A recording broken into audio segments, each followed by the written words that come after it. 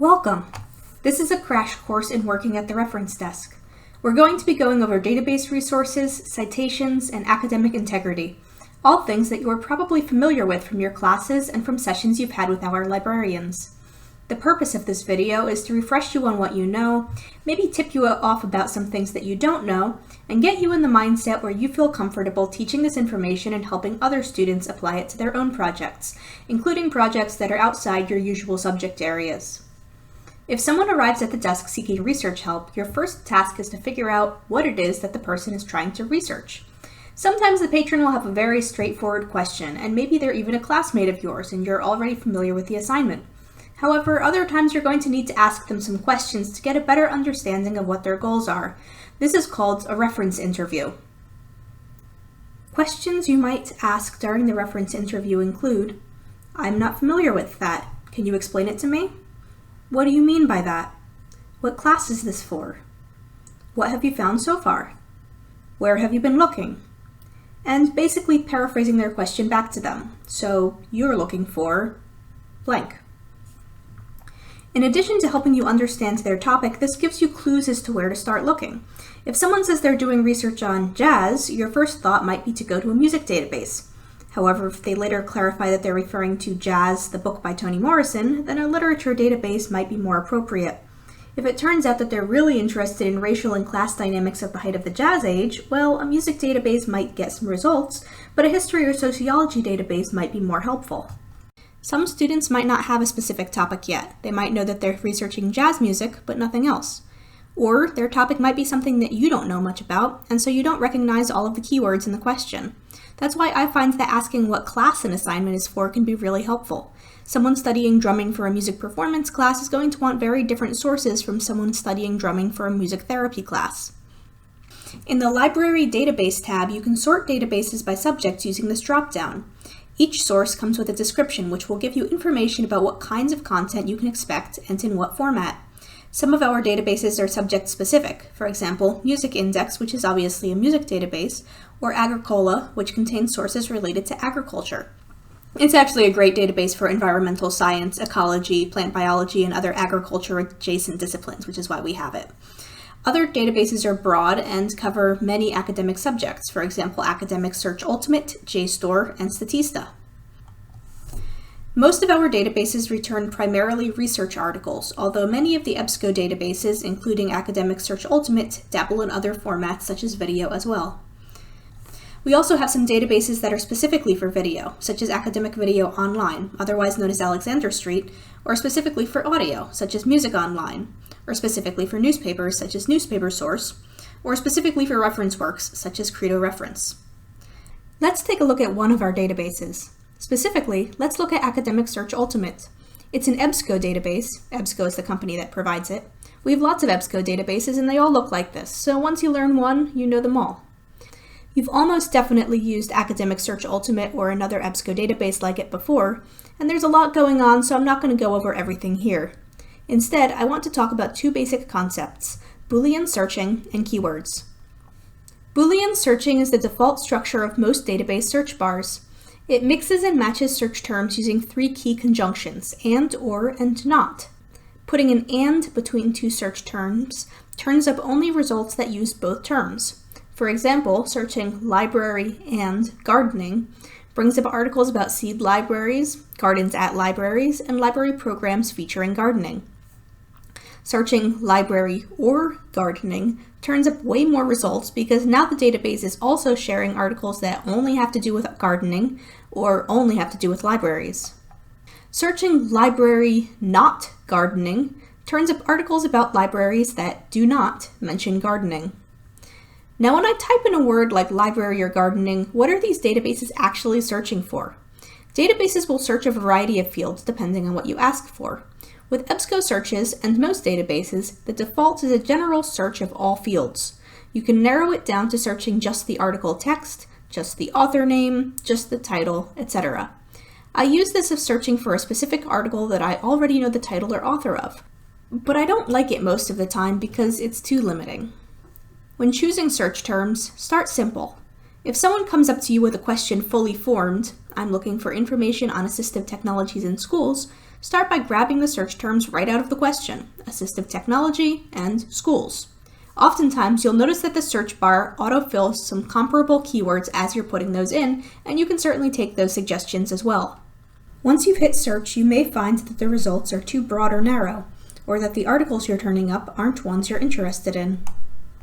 This might mean you're not in the right database, but try playing with the search terms before you give up. Is the patron interested in a specific kind of assistive device? Maybe mobility aids and schools. Or maybe they're interested in a specific level of school, assistive technology and universities. Maybe the terms just aren't right. Let's try assistive devices and education, or student and disabilities. Once you've found an article you like, you can use that article to find new keywords. Most databases will list the subject terms associated with an article. We can borrow one or two of those to see what that gets. Here's educational accountability and technology integration. It is important to note that while our databases contain many peer-reviewed sources, not every source in our databases is peer-reviewed. First of all, peer review generally only applies to journal articles. Newspaper articles will not be peer-reviewed no matter how prestigious or trusted the paper is. It's simply a different profession with a different standard. Second of all, not all journals are peer-reviewed. For a journal, not being peer-reviewed is kind of a red flag because it means that maybe no one checked the researcher's work, but some of our databases might contain them anyway. EBSCO databases are really good at telling you if an article is peer-reviewed. It's marked right here above the title, and you can filter up here at the top. This article isn't peer-reviewed. It still might be a good source, but I don't know enough about it to recommend it. You can also filter in other ways. Some of my favorites include date range, to get more recent work, geography, to focus results on the US or another country, and language, to get results that you can read. It is worth noting that different databases offer different filters. For example, Medline Complete, a medical database, allows you to filter by the age and gender of study participants. We're not going to go through all of the databases that we have here at the library, but most databases work similarly. You have your Boolean search, you'll often have some filters or limiters, you may want to experiment with the subjects you're using. Not all databases are as good at telling you if something is peer-reviewed or not, but if you're not sure, you can always look up the journal title on Google and find it pretty easily. We do have some weirder databases that require more poking around, like IBISWorld, which collects business statistics and industry reports. If you come across a database that looks strange to you, take some time to try to figure it out. Many of these databases do have help or support pages to assist you. For example, citing IBISWorld reports was initially daunting for me because they're not journal articles, but I wasn't sure what they were. However, IBISWorld helpfully has a page describing exactly how to cite these reports in MLA, APA, and Chicago, which I found easily by searching the Help Center. Now let's talk citations. Hi, new shirt. I've been working on this video for several days. You will very likely be asked for citation help at some point while on the desk. Here's how to approach one of those questions. 1. Ask the student what citation style they are using. APA is the most common style, but some professors prefer MLA or Chicago. Don't assume. 2. For each citation the student would like checked, determine what kind of resource the student is referencing. You may need to look up the resource yourself to examine it. Many students assume that if something is not a book, it is a journal article, but this isn't true. Again, our databases contain many types of resources, and if the student found the source with a Google search, then there are even more options. Sources commonly confused for journal articles include reports, web pages, blogs, newspaper articles, and book chapters. Look for keywords on the source. Things like government reports, press releases, and abstracts for conference presentations will probably self-identify as such, maybe even in the title. Other sources may be less clearly labeled, but you'll probably notice that something's wrong when you try to cite them. While not all journal articles will contain all citation features, articles published online may not have a page range, and journals that are published annually may not have volume or issue numbers, if you are struggling to find key citation features like a journal title or even a clear article title, that's a sign that what you're dealing with is not a journal article.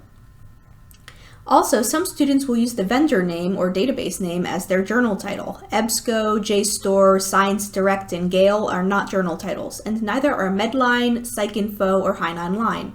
If you're uncertain about what a source is, you can usually figure it out with a quick Google search. 3. Look in the appropriate manual for citation instructions. For common source types like journal articles, books, and web pages, you might find the information you need in the Hacker Pocket Manual or in one of the citation quick guides kept behind the reference desk. If not, you'll need to look in the full-length manuals, which are also behind the reference desk. You may prefer to just start with the full-length manuals, or you may want to use the shorter guides when you can. That's up to you. If you prefer an internet resource over a physical book, you could also use the Purdue OWL Style Guide, which is located at owl.purdue.edu. They have guides for APA, MLA, and Chicago, and they make an effort to keep up to date with the style guide changes as they come. If even the full-length manual doesn't have the exact citation type you need, find the most similar citation type you can and modify it as necessary. For example, APA offers examples for how to cite a tweet or an Instagram photo, but it doesn't give directions for how to cite a post on Instagram Threads. If you needed to do so, you could modify either citation template. Because APA follows a logical format through all its citations, both the citation inspired by the Twitter style and the citation inspired by the Instagram style should come out looking the same. 4. Check the formatting. For MLA and APA, this is easy. Entries in the bibliography should be in alphabetical order, with appropriate and consistent spacing. They should be cited in text with parenthetical citations. Both the APA and MLA manuals have instructions for how to do this. Chicago is more complicated because it uses footnotes, which are formatted in a different style than the Works Cited page. We don't get a lot of questions about Chicago style, but there is at least one professor who requires it, so take some time at some point on the desk to get a sense of the basics. When you are checking someone's sources, a final thing to look for is whether they are citing sources often enough. Some students overcite sources, for example, putting a source after every sentence even when they are using the same source for the entire paragraph. There's no reason to do this. Instead, you'll want to see just an in-text citation after the first sentence of the idea, and all following sentences can go uncited, so long as the topic and source remain unchanged.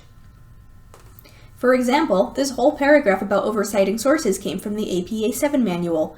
Instead of citing every sentence of this explanation, which would look stupid, I can just go ahead and put one citation right there. But oversighting is less concerning than students underciting sources. When looking through the paper, take note of anything that is not attributed to a source. In particular, note statistics and quotes that are not cited, as these should always have some form of source behind them. Paraphrases should also be cited. If an idea is truly original to the writer, then they don't have to cite it, nor do they have to cite truly common knowledge. If I casually reference the fact that there are 50 states in the United States of America, or that Germany is a European country, I'm not going to have to go find an atlas to cite. However, just because a student has information memorized, that doesn't automatically make that information common knowledge. All of the information in this paragraph is stuff I already know, but if I were writing a paper, I would still go ahead and cite the APA guide, just to be safe. So that covers some reference desk basics. You will have more opportunities to practice these topics in depth during your shifts on the desk. Our next video will be much shorter and cover how to use LibAnswers for chat, email, and logging questions.